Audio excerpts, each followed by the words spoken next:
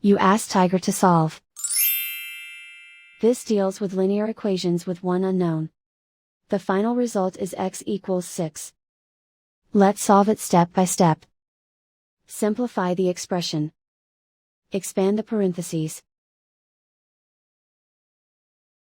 Simplify the arithmetic.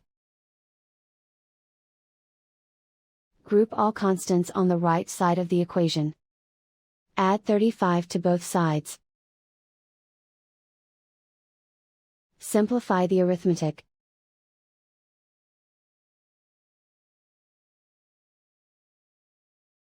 Isolate the x. Divide both sides by 5. Simplify the fraction. Find the greatest common factor of the numerator and denominator. Factor out and cancel the greatest common factor. And so the final result is x equals 6.